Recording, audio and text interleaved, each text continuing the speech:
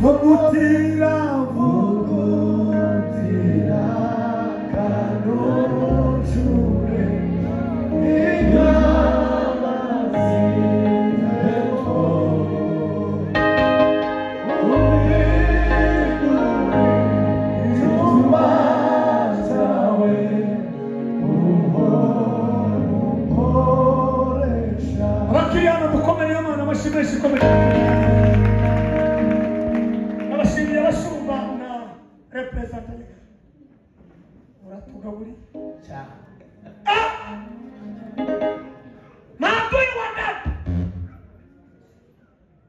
Ndamukiriza mwene wanyu wicara umubwire mu ijuru niba uri guhishura ubumenyi ukuntu uzatsinda urugamba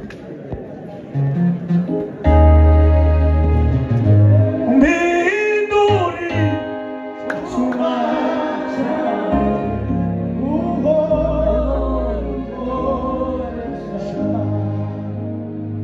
ukomeje kutunezeza mukomeje no kutwakira reka natwe tubashimire bishop hamwe nabo mukono muri staff ya baraza ya kanisa shida pia wake zenu watoto wenu wa Kristo na viongozi wa maidani muri abantu bese kumva gutumira ijuru n'amatayo na mama King Janet from Burundi Burundi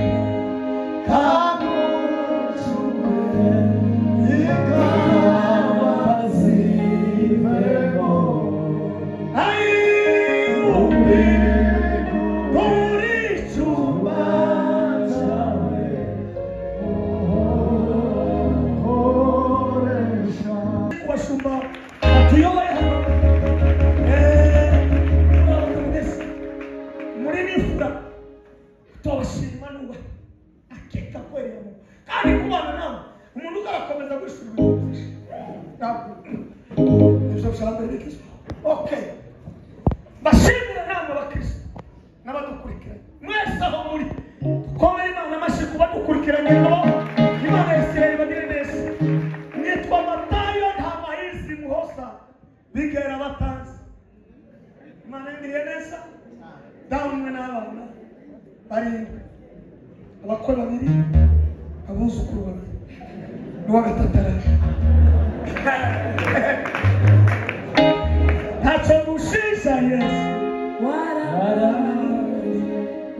chambele akuzurwesha oya chakabiri ubibasi ichana chama wibuki aya na Kristo tuyoboye muri Spirit aho muri abantu bese n'ukuri mushumba yagenda namwe mukama uwo muti mani bagereza amana pastor Musa uwo yabwiye ngiti niye njowe ndeke ndiye ku ukwaka sentence chama sama kuda mtuta ya kwa ni saa 3 just hivi tusome kitabu cha kufu ibitani sura nne mirongo 22 kitabu cha Kutoka sura ya 14 mlango wa 22 hapo Kutoka 22 nuko data Abisirayeli baja mu nyanja hagati baca ko ku butaka amazi ababera inkike iburyo n'ibumoso amen iburyo n'ibumoso ndasubira ekazubira mushake heya ni makumyabiri kumve kaya introduction yosha Mose arambura ukuboko hejuru y'inyanja uwiteka ahuhisha umuyaga mwinshi uvuye iburasirazuba ijoro ryose, usubiza inyanja inyuma, amazi uyagabanyamo kabiri, maze hagati yaho yarari ahinduka ubutaka bwumutse. Abisiraheli baja mu nyanja hagati, baca ko ku butaka, amazi ababera inkike iburyo n'ibumoso.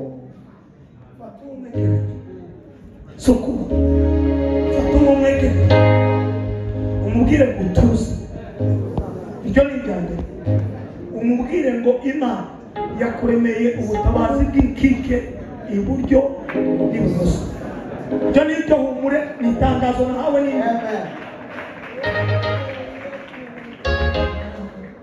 Sema wavuze maadui wa ndani iza kusanga ibintu bitatu. Umugabo witwa Nehemiya yatabaye Isiraheli. Icyambere gihereye ku batambyi n'abarebi ku 13 ukagera kuri kane ka muhombo kugakonkoboka. Ndamukirisa mwene wawe umubwire ko gutabara kiri iraje atekayo wewe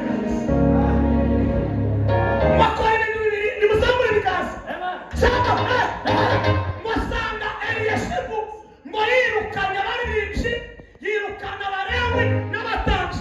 Umuntu wese nibakuka mutajembe ngo kamatahi wo mukajembe, umunyabigogo bagatahi wo mubigogo, umirimba gatahi birimba.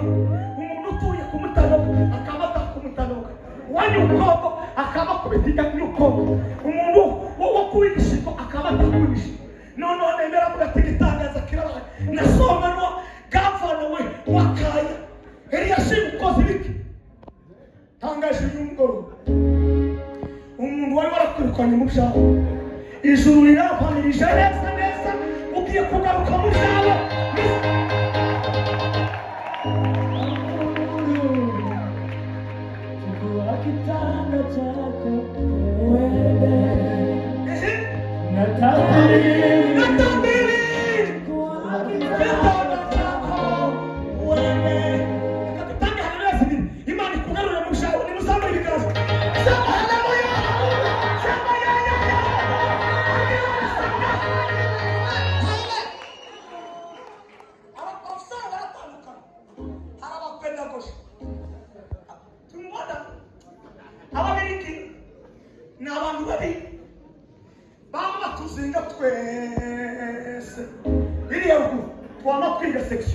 Pédagogie. Tuzaje mu burezi. Abari ma namaganye umwuka wabiriki mw'izina.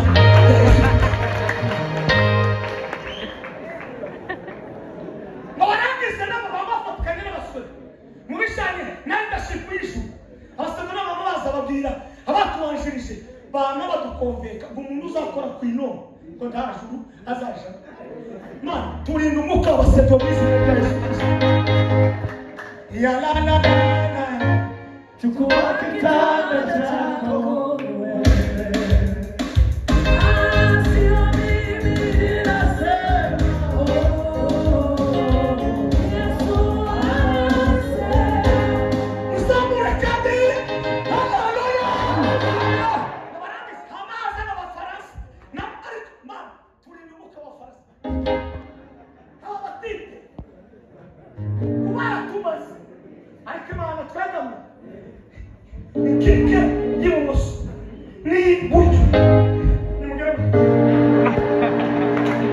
nimusomere Imana bashimeje yavuze ngo sinzavaho mpazanye n'amutekano kugira ngo ntekereze abantu.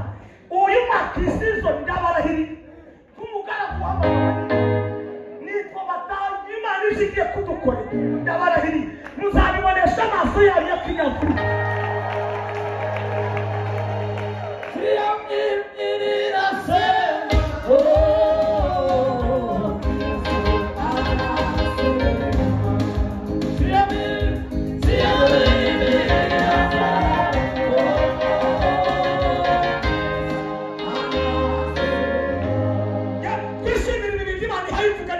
ibiganza sema ya sema haleluya amara sanga hari kama yumuri naka ukatanga hari na province karangaru hako batipe mama basaba niki twara binini twisunzishu ibyanyu bigeze ngaha abagabo kumamasha mana waduka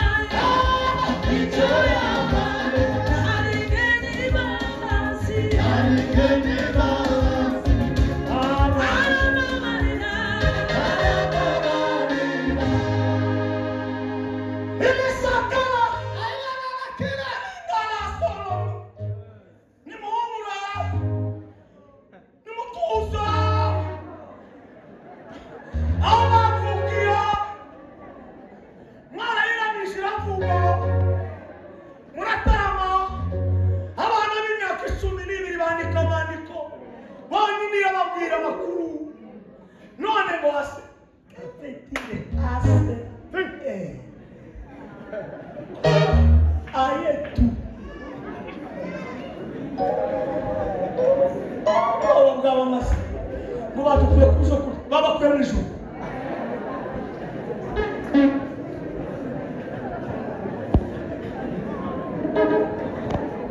nabwira abo n'ubu ndabwira ngo bataratemeza yo kuja mu ijuru reka mbabwira uzi ko bataratemeza aho yesani ntawe utazongera amakuru nayo alisirdi kupasa sauti yake nayo yakutani mwana Yesu ni leo mwana Yesu ni leo yabagarika yisira mwamenye Yesu kuko ari we sira n'ukuri n'ubugingo umutima yabavuga ngo ahirya ntamaho ubwo menye ipatfu reka nishira mwiza kandi warangiza yamamenye indi petit frère on yaceceka ikisikinyesha cyo guceceka amaboko yawe nakore guceceka iteke guceceka akaba uvuge neza ururimi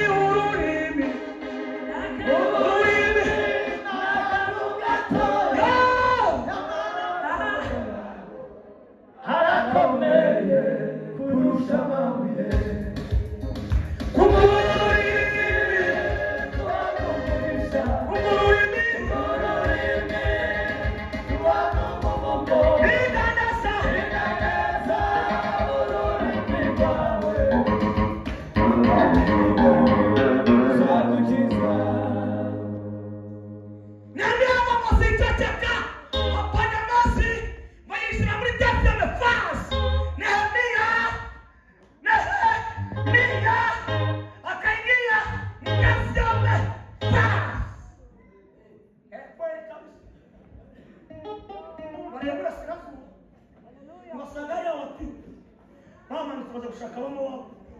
n'abashido icyo bakora ni watangije umushinga wa salon de coiffure 13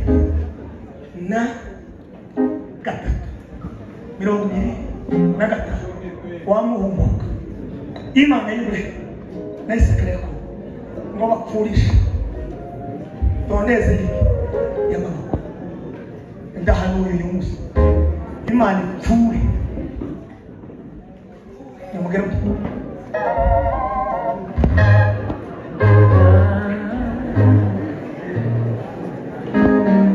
amaboko yawe nakore fone utekereza akanwa kawe kavuge neza Dawidi kasema nilikuwa kijana sasa ni mzee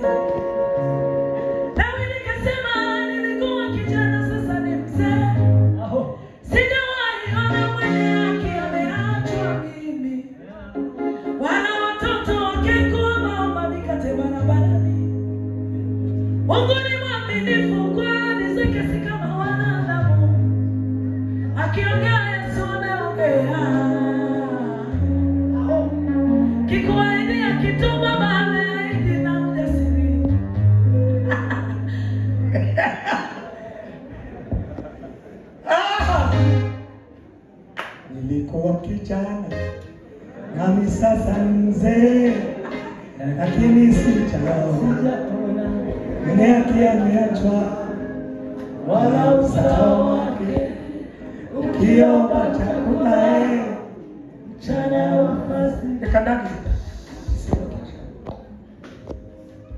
hano sawa kutinda basi wono lakini watinda kupiga barakwa arakosa bahagazuka unena gapasadi akasana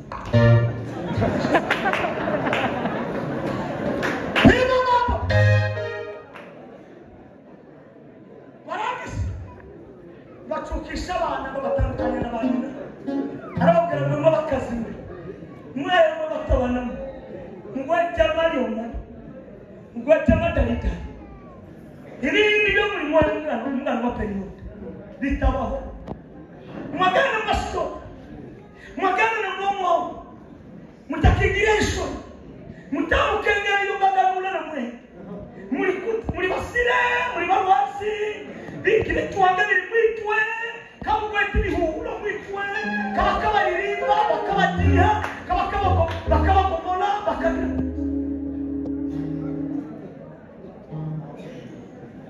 numva ko abarundi mugabo ntabwo mwumva iyo phrase akora akamuna kagaciro muranumva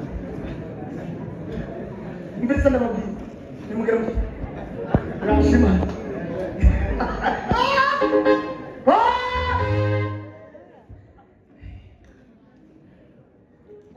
achotsa abana bataragira kure kiri kinesha imana igomba gutandukanya ibintu yarangiza ikinjiza abantu mu bisubizo bishaka aho twasomye n'umugabo wamuvuze niko kuvuga ati hese aubi representa yamenye kugosoma kuva kavuga kuri Mose ese yabimenye mutano kangukuboko aka ngifite ariko nari kuguhagaje iyari gasira kabisa usuza za mutundo ya muzizamba no muyaga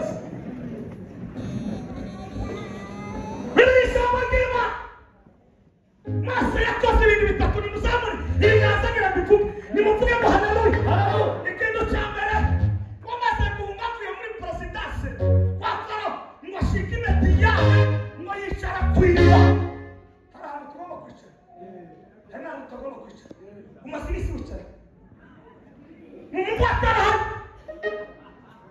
ni kutuwa dutora mumbayise bose uri kwicara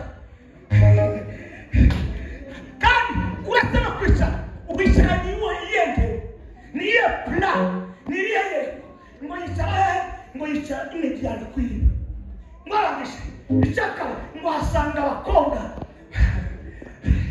bari ngo batahaga bakeje maze kukunyenyeri yarebaga kure cyane ngo ahita abafasha arabatabara arangije kubatabara isaba amasako ko mwaje kari muza muzi ijoro none niki cyabaye ngo twahuye imana iguhuze no twahuye no Misiri kandi no Misiri yawe ntacu kwegamiye no imana ko yaduhuje ariko wamwe uzakubaho hazaje kwicara yewe ko muricara mwegamiye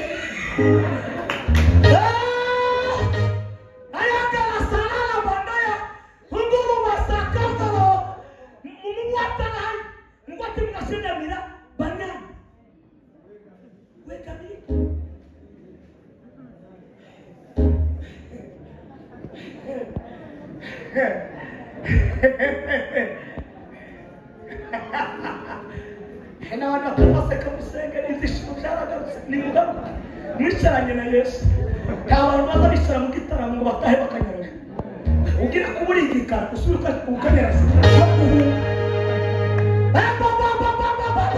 nimuzamure ibiganza yawe nimuvuge ngo haleluya ndakubita abagaza batuma bakenera ngo barabirukana mubwira nyabakobwa bari w'abarundi ngo ni nyamukobwa arambwira ati hewe nimwishyire mu koma amazi baca baravoma mubashika muhira kare haca babaza papa we ngo mbega bashe ko mwaje kare byageze guterura hari nziza ndabwira hari umugabo twahuye ndahamuye ndagenda kukira tuzi nimutuzi ubwo ibintu byakomeye nimuvuze induru ntari komeye imana cyahari nimuvuze induru hari bari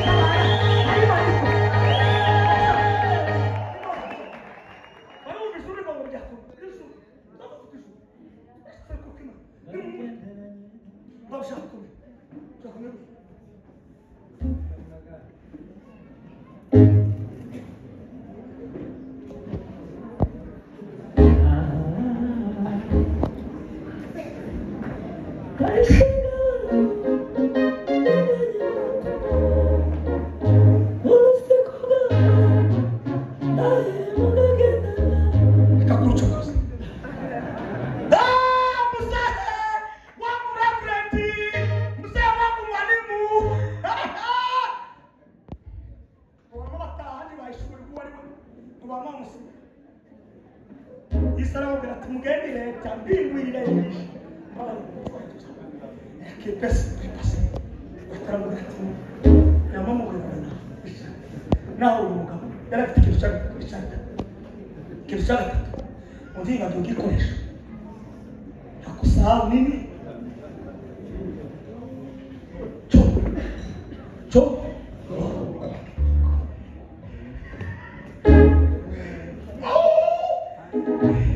hakusahau nini chombo mwisho natubana nacho baya sakuza kiroto watugi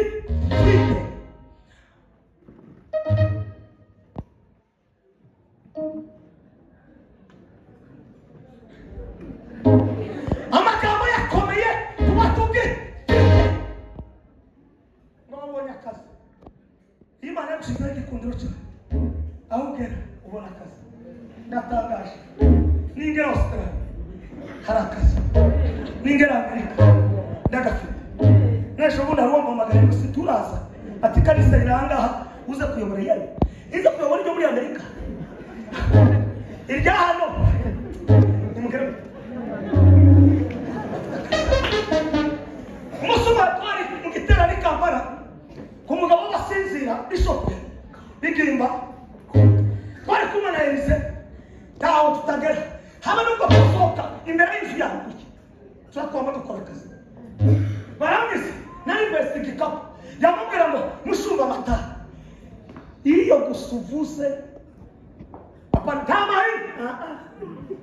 mushumba mata ni peshima yangu kabaro waibaye hana na mama mshara nema Teresa azamera ngo baba mchungaji baba mchungaji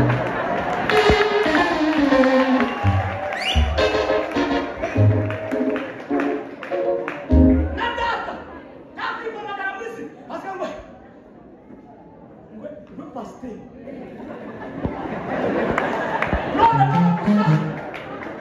Mwanangu, sindi mshahara wako. Mwana tabu. Mshahara wako utamunga haka, ati tabuzu kumabuzu kurusu. Mwana, atafyo. Mnashaki manga. Alafu gati. Pasta, mushu. Ndashaka kumugisha ubone kuri. Nari kumana matara. Namubwira mfuka. Abandi bari bahari mama komeza gusika. Namunda bakiraza. Abantu Imana yese. Elise. Mu maboko ye yakaburemo amata n'amahi. Vuga ngo yari. Naho bakusaba ko twatugeye. Mani batamahizi. Mani bahamumfiru. Mtatuzo waya baraka zitapokea wengine. Sisi tuna baraka kukiachilia, mbingu zinakubariki. Tunapofunga, mbingu zinafunga. Ina rangi ya Petro, mituza. Kisilimasha.